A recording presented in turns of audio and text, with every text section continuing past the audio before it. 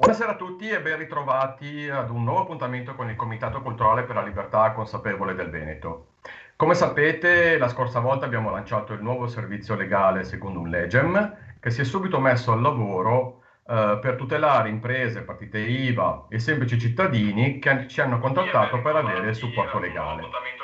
Oggi l'argomento, che è sulle pagine di tutti i media mainstream, verterà sui vaccini e sull'obbligo vaccinale che il Presidente del Consiglio Mario Draghi, per mano del Ministro Cartabia, ha disposto tramite un decreto legge, esattamente il 44/2021, all'articolo 4, in vigore dal 7 di aprile. Ne parliamo oggi con l'avvocato Laura Migliorini, civilista del Foro di Venezia ed esperta in risarcimento danni in ambito sanitario, con particolare attenzione alla materia vaccinale. Buonasera, avvocato. Buonasera, buonasera a tutti.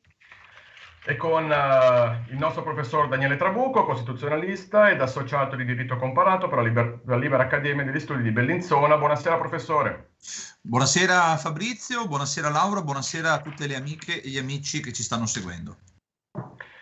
Avvocato Migliorini, visto lei esperta proprio in materia sanitaria e vaccinale, ci spiega effettivamente com'è costituita la disposizione normativa all'articolo 4? Sì, allora, l'articolo 4, che è appunto uno degli articoli del decreto legge 1 aprile 2021 numero 44, si occupa in particolare appunto dell'obbligo vaccinale che è stato introdotto per il mondo sanitario. Adesso vedremo un po' nel dettaglio. Allora, l'articolo 4 quindi è proprio dedicato all'introduzione dell'obbligo vaccinale e in considerazione chiaramente della situazione pandemica che ci vede interessati. Cosa dispone sostanzialmente? Dispone l'obbligatorietà della vaccinazione anti-SARS-CoV-2 per gli operatori esercenti le professioni sanitarie e di interesse sanitario che svolgono la loro attività in strutture sanitarie, sociosanitarie, socioassistenziali, tanto pubbliche quanto private, nelle farmacie, parafarmacie, negli studi professionali. Questo è l'elenco, diciamo, che ci offre la norma, ovviamente poi quanto, diciamo, i requisiti soggettivi dei destinatari della norma. Quello che poi chiaramente si dovrà andare a fare è l'interpretazione, quindi capire in effetti se un soggetto si ritenga destinatario di questa norma, per andare a capire se effettivamente è interessato da essa. Dico questo perché già, diciamo, si pongono le prime questioni se effettivamente determinate categorie di soggetti possano considerarsi effettivamente destinatari della norma. Faccio l'esempio fra tutti, per esempio, degli assistenti sociali che si stanno ponendo e mi hanno già posto anche gruppi di assistenti sociali, chiedo scusa, che si sono già posti la domanda ritenendosi non operatori sanitari. E di fatto, visto che almeno un ordine, l'ordine provinciale di Padova, l'ordine insomma comunque di Padova, ha anche aperto, sottoposto la questione al Consiglio nazionale degli assistenti sociali. Quindi questo a dire, ovviamente solo per fare un esempio, che potrebbero porsi per alcune categorie di soggetti, potrebbe porsi il dubbio se effettivamente rientrino o meno nella categorie, diciamo, citate dalla norma, perché come sappiamo un conto è il testo normativo, un conto poi è l'interpretazione che ne diamo e quindi poi l'applicazione. Ci sono chiaramente dei soggetti che pacificamente rientrano nella norma, facciamo riferimento agli infermieri che magari lavorano anche in struttura pubblica, quelli che possiamo definire in prima fila, ecco, in queste situazioni. Però ci sono effettivamente dei soggetti che potrebbero porsi il dubbio. Quindi, prima di tutto c'è, come dire, da rispondere ad un requisito di carattere soggettivo. Chi sono i soggetti interessati dalla norma? Ripeto, per alcuni è pacifico, abbastanza pacifica la questione, per altri potrebbe essere messa, diciamo, in discussione. In base ripeto, di interpretazioni, perché non abbiamo sentenze su questa norma che ha appena neanche 15 giorni, ecco. Quindi dobbiamo lavorare di interpretazione. Ecco, questo diciamo è un primo profilo sicuramente importante da analizzare. Il secondo profilo è previsto dal comma 2, e cioè ci dice che in caso di accertato pericolo per la salute, quindi del soggetto che dovrebbe vaccinarsi, in relazione a specifiche condizioni cliniche documentate ed attestate dal medico di medicina generale, la vaccinazione può essere o differita o addirittura omessa.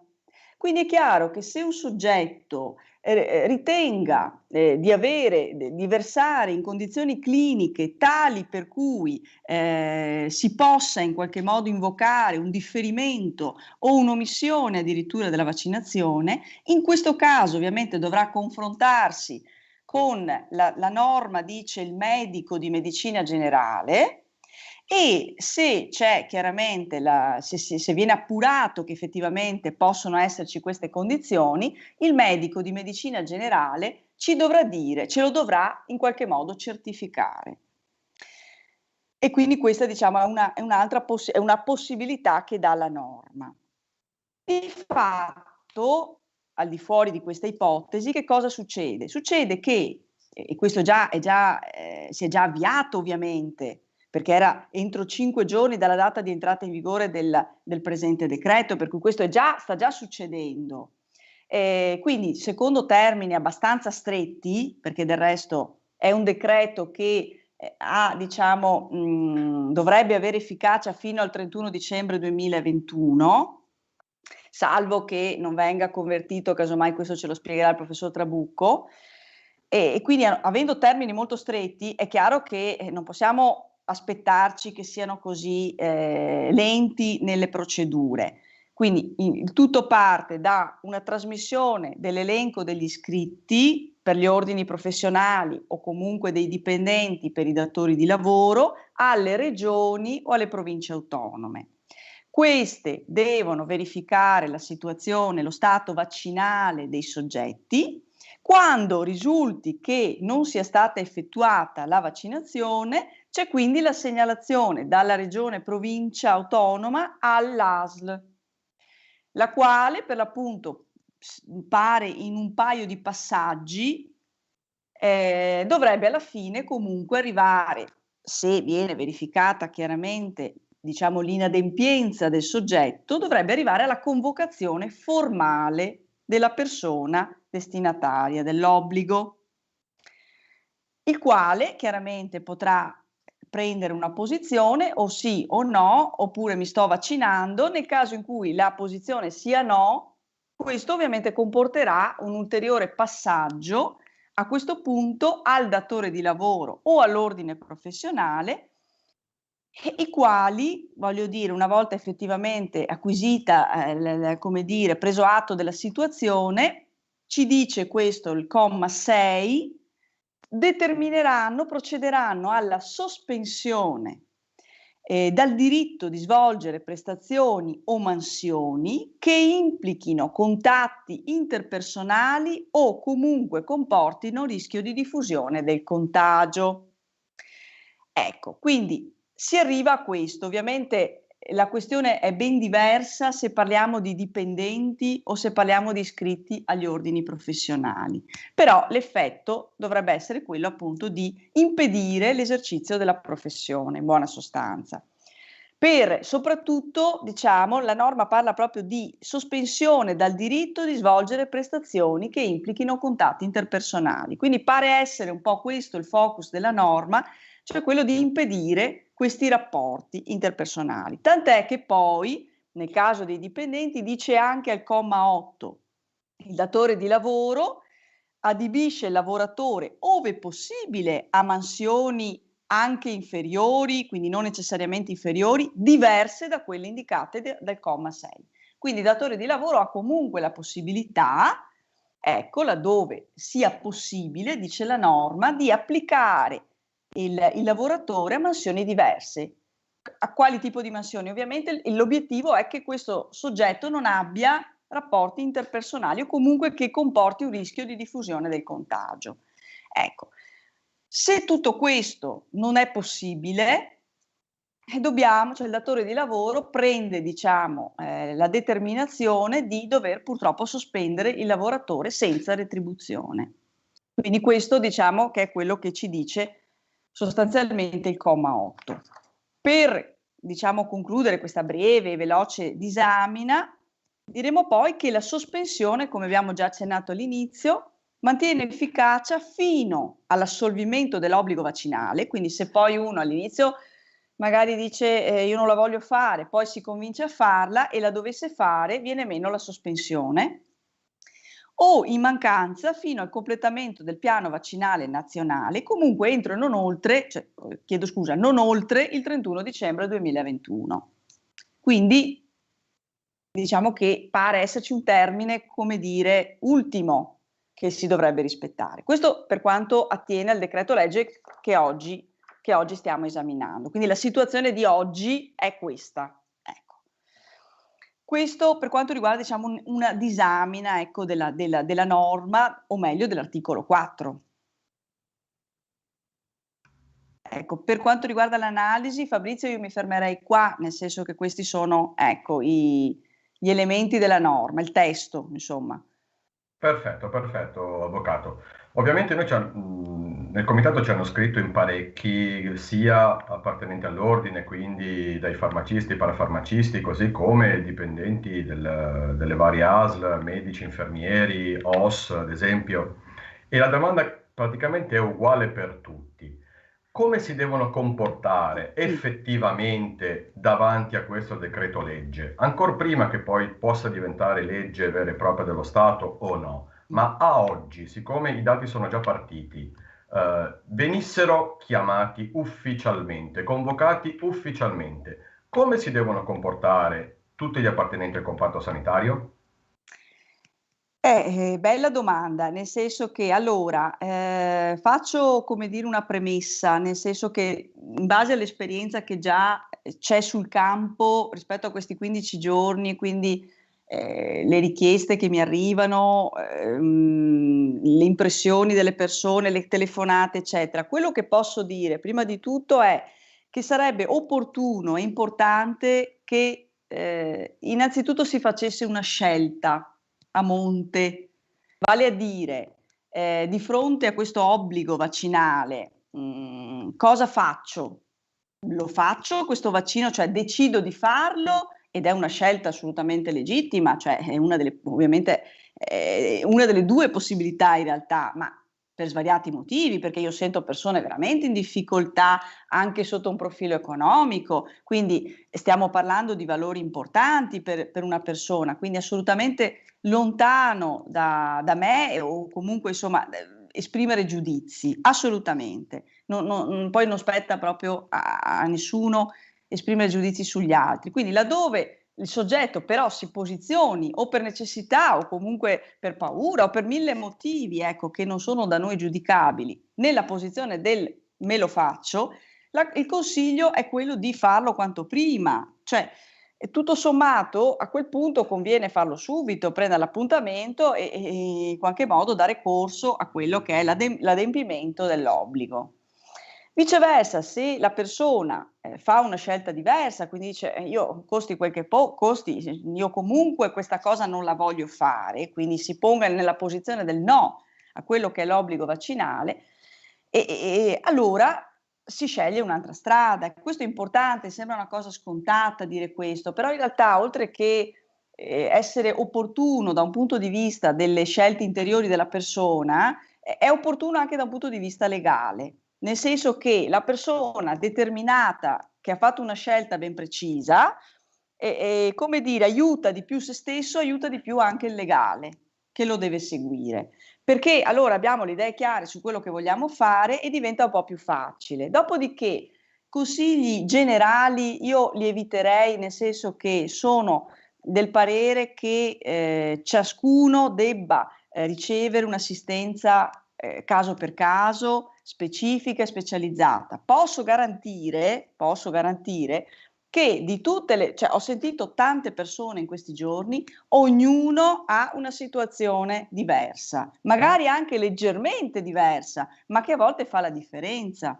Quindi da quando arriva la prima convocazione, se la scelta è stata fatta, il consiglio è sicuramente di prendere in mano la situazione da subito, quindi non, vabbè, ma aspetto, vediamo, cioè, una volta fatta, ripeto, la scelta iniziale, poi si parte già dalla convocazione con il prendere una posizione, e già qui sarebbe secondo me opportuno, data la delicatezza della questione e del momento storico che stiamo vivendo, sarebbe opportuno già avere un supporto in questo senso, quindi andare a dare delle risposte che siano adeguate, ecco.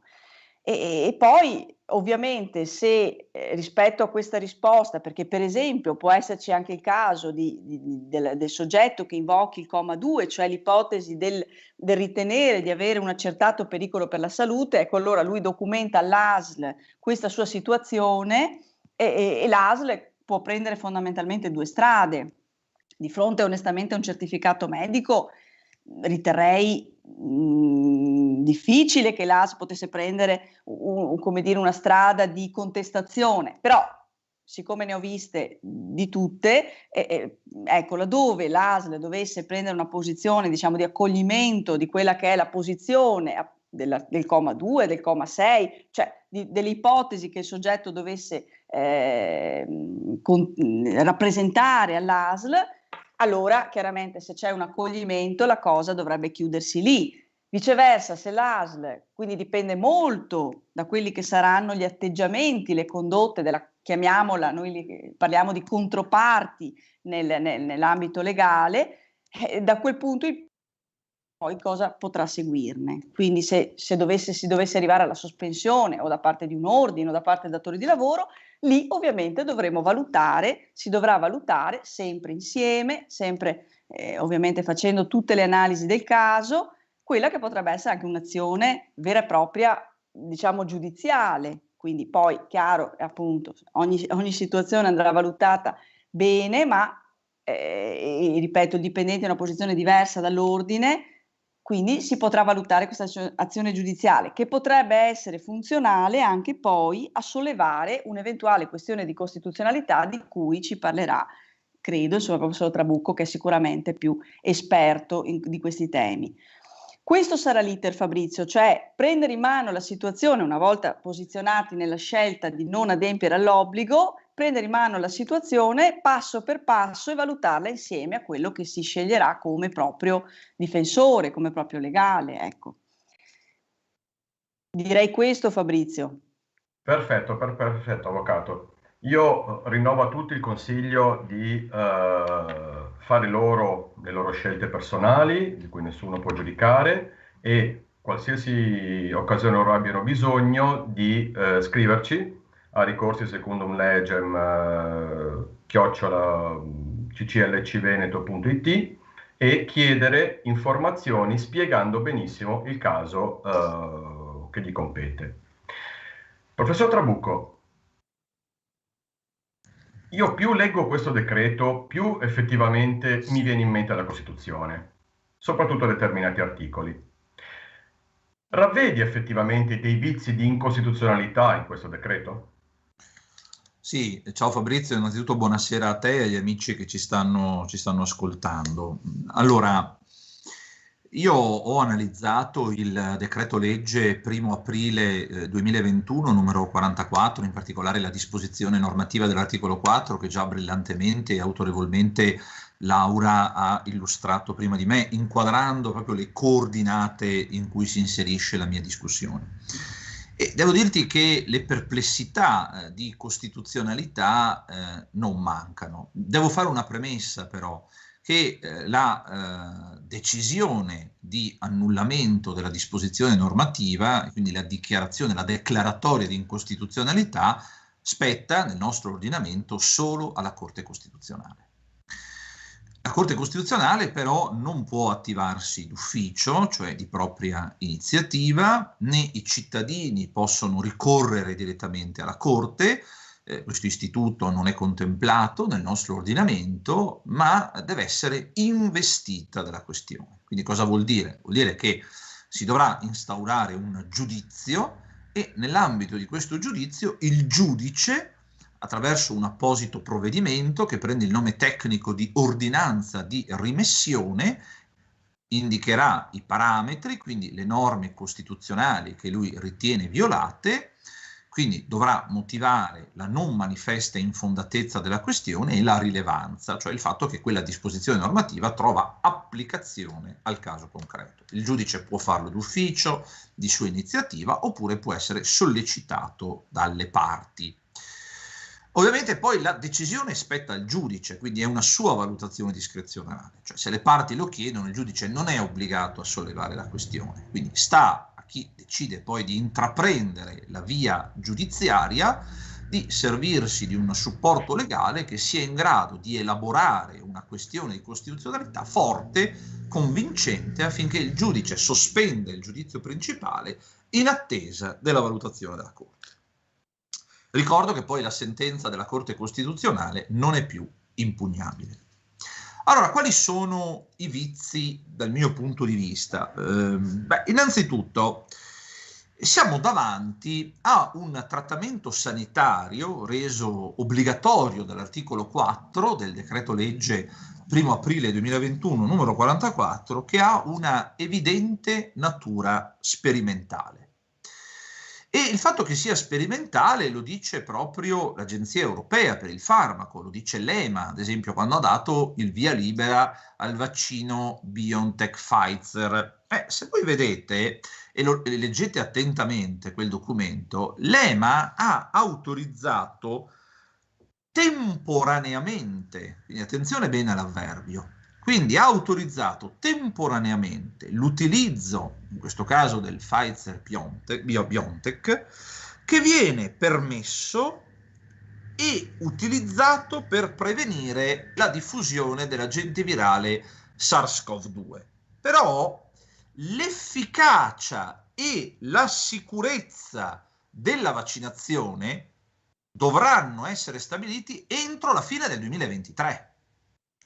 Quindi siamo davanti a un vaccino che ha un'evidente natura sperimentale, al di là dell'iter accelerato, del rispetto delle varie fasi, per espressa dichiarazione dell'EMA, quindi è un'autorizzazione temporanea, non è un'autorizzazione definitiva di immissione in commercio, ed è un vaccino che presenta delle problematiche, perché nello stesso documento dell'EMA si dice chiaramente, ad esempio, che non sono stati effettuati studi di interazione delle sostanze contenute del vaccino con altri farmaci. Allora, davanti a questo primo dato, documentato dalla stessa Agenzia Europea per il Farmaco, quindi non documentato da te, da me, da Laura o dalle amiche e gli amici che ci seguono, non c'è il rischio, nel momento in cui io introduco l'obbligatorietà, di compromettere lo stesso diritto individuale alla salute degli obbligati e violare peraltro anche un principio proprio dell'ordinamento comunitario, che è il principio di precauzione? Perché non basta che il comma 2 dell'articolo 4 attribuisca l'onere della prova all'obbligando, cioè quello di presentare al medico di famiglia, al medico di medicina generale, un'apposita documentazione funzionale alla omissione al differimento del vaccino. La giurisprudenza costituzionale sul punto è molto chiara e dal mio punto di vista qui c'è una palese violazione di quanto indicato dalla Corte in più di un'occasione. Sentenza 258 del 1994, sentenza 118 del 1996.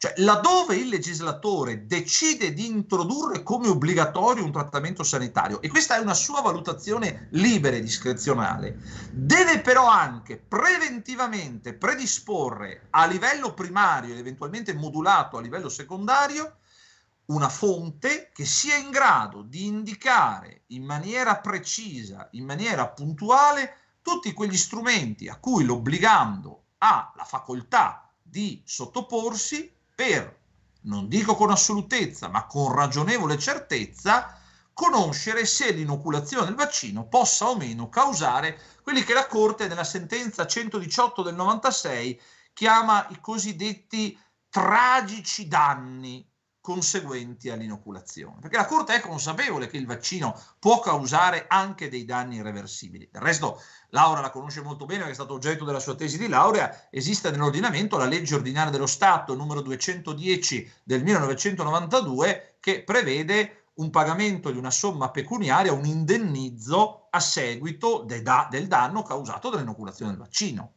Quindi non basta tutelare la salute prevedendo semplicemente l'omissione, il differimento e affidando l'onere della prova all'obbligando. Qui è il legislatore che deve prevedere a livello primario e poi a livello secondario tutta una serie di strumenti diagnostici in cui l'obbligando è libero di sottoporsi per verificare che appunto l'inoculazione non causi dei danni alla salute. Cioè, voglio dire che la dimensione collettiva della salute, che è tutelata certamente dal primo comma dell'articolo 32, parte prima della Costituzione, non può avere una dimensione così pervasiva e così invasiva anche a tal punto da sacrificare quella individuale, perché l'articolo 32 sì tutela la dimensione collettiva della salute, ma tutela anche la dimensione del singolo, non dimentichiamocelo, cioè l'articolo 32 ha una bidirezionalità che mi pare che in tutta la discussione vaccinale si sia persa un po' di vista.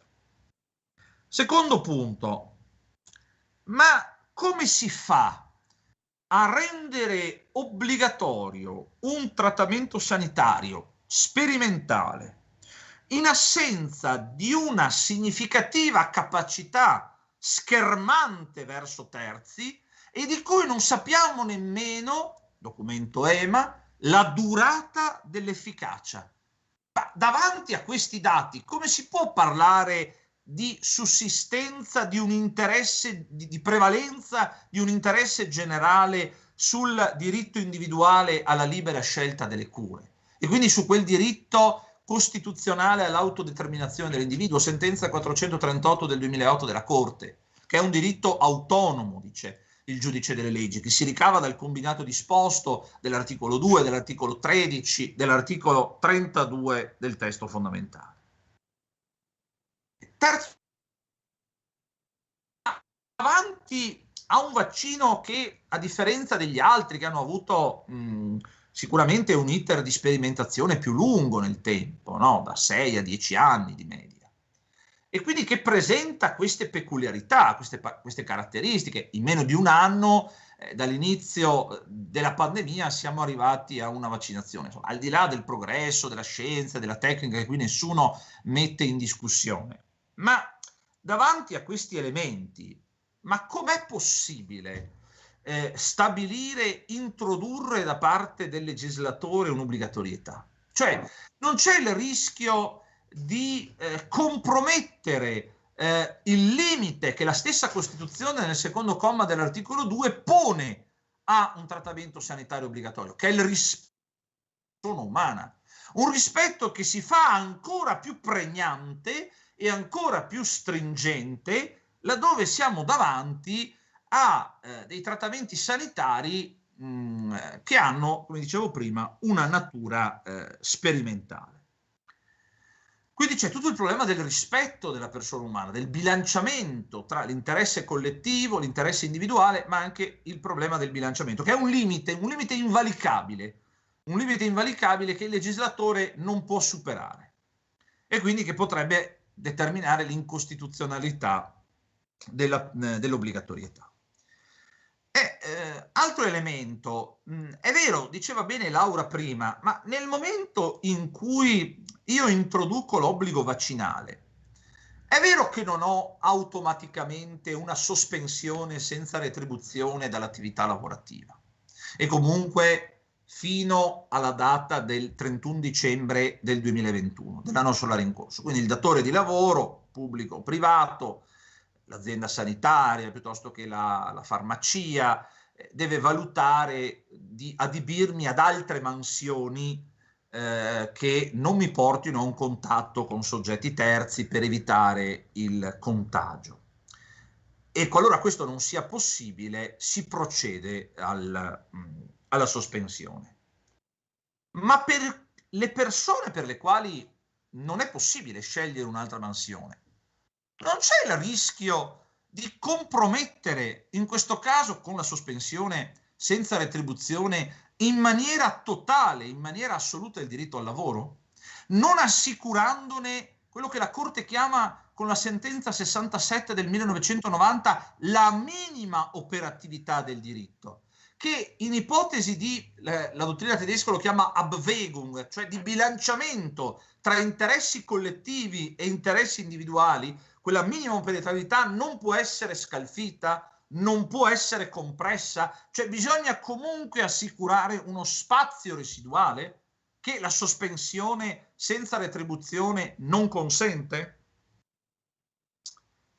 Da ultimo, e mi taccio perché il tempo a disposizione è scaduto, come bilanciare la tutela collettiva della salute ricavabile dal primo comma dell'articolo 32, ad esempio, con motivazioni di natura religiosa. Pensiamo a quei vaccini, penso ad AstraZeneca, questo risulta ad esempio dal bugiardino, che utilizzano linee cellulari provenienti da feti abortiti. Questo può essere un problema, al di là che c'è stata una nota della Congregazione per la Dottrina della Fede del dicembre del 2020, c'è una cooperazione formale, non c'è una cooperazione formale, c'è solo una cooperazione materiale, remota, eccetera, però potrebbe porre dei problemi da questo punto di vista. Quindi c'è tutta una dimensione di bilanciamento che mi pare che la disposizione non prenda in considerazione.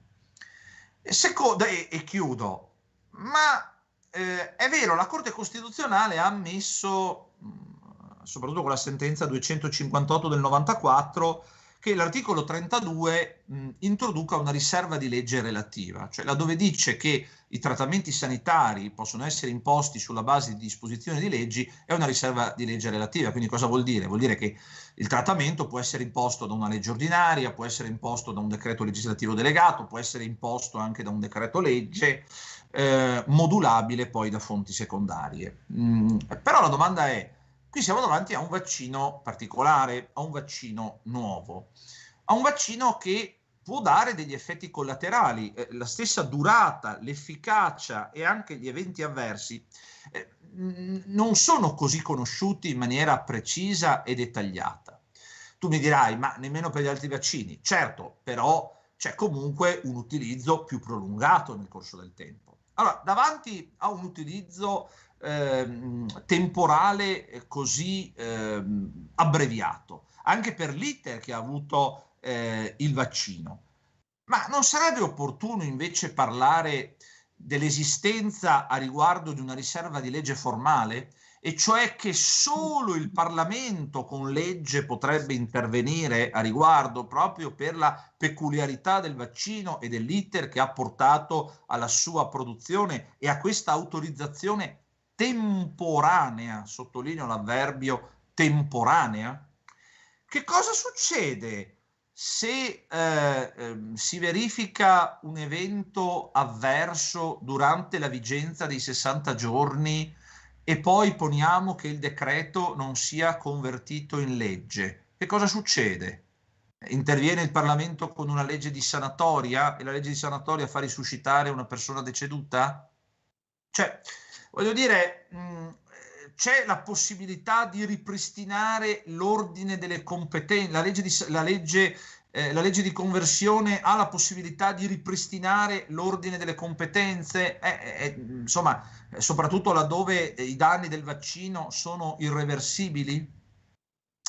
Quindi, voglio dire, i problemi sono tanti. Io credo che soprattutto, come dicevo prima, per il tipo di vaccino, credo che la riserva di legge formale, qualora il legislatore voglia introdurre l'obbligatorietà, perché il problema non è l'obbligo rimane una scelta libera e discrezionale del legislatore, però probabilmente in una maggiore dialettica tra maggioranza e opposizione questo garantirebbe, diciamo così, un maggiore bilanciamento degli interessi coinvolti.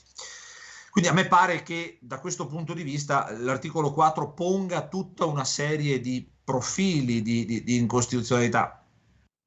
Da ultimo la follia per cui devo firmare un consenso obbligatorio, che consenso firmo, quindi anche questo insomma pone tutta una serie di insomma, situazioni illogiche, irragionevoli, con tutto quello che ne consegue. Ovviamente, ripeto, per sollevare la questione bisogna incardinare un giudizio in via incidentale, in via indiretta. Per farlo bisogna opporsi all'obbligo vaccinale, altrimenti se uno decide di vaccinarsi ovviamente non potrà sollevare la questione di costituzionalità. Bisogna farlo davanti a un giudice. L'unico modo per portare all'esame della Corte Costituzionale è andare davanti a un giudice. Quindi chi decide liberamente e si rispetta la libertà di tutti di vaccinarsi, ovviamente non ha questo problema. Chi invece decide di non farlo e decide conseguentemente di seguire la via giudiziaria perché non ha ottenuto l'omissione o il differimento perché non sussistono le condizioni del secondo comma dell'articolo 4, in quel caso là dovrà non solo far valere il suo diritto individuale, ma dovrà anche sottoporre al giudice la questione di costituzionalità, sottoporla in maniera chiara, puntuale, forte, convincente, affinché il giudice sollevi la questione davanti alla Corte. Se la Corte non si pronuncia, l'obbligo rimane. E mi fermo qui. Grazie Daniele. Ascoltandovi effettivamente mi sono reso conto che il limite del rispetto alla persona umana oramai è stato abbondantemente superato. Però non dimentichiamoci che siamo in uno stato di diritto. Comunque, sembra che non lo siamo più, ma non è vero, noi siamo comunque in uno stato di diritto e meno male. Quindi, sia dal punto di vista ordinario, della giustizia ordinaria, sia dal punto di vista della giustizia costituzionale, tutti noi abbiamo comunque le armi per, una volta fatta una scelta, opporci a un obbligo folle. E sottolineo, folle. Quindi invito tutti effettivamente a scriverci alla mail che passate sopra impressione molte più volte in diretta. Ci occuperemo caso per caso della loro condizione e verranno tutelati tutti quanti davanti a un giudice qualora se ne ritenesse opportuno. Ricordo sempre che il primo parere è assolutamente gratuito e poi abbiamo deciso di fare una politica di campagna di costi il più abbordabile possibile, fermo restando ciò che sono i costi statali, mettiamola così. Un'ultima cosa, sono arrivati molti commenti dalla chat, volevo dire a tutti con tranquillità che risponderemo a tutti i commenti, li gireremo agli avvocati qualora fossero delle domande direttamente dagli avvocati e avrete tranquillamente la vostra risposta. L'appuntamento finisce qui, siamo stati quasi puntuali, abbiamo sforato di pochi minuti e volevo ringraziare i nostri ospiti, l'avvocato Migliorini. Grazie a voi. Il professor Trabucco. Grazie a voi tutti. E ringrazio tutti voi che ci seguite sempre con tanta partecipazione. Alla prossima puntata. Ciao e grazie.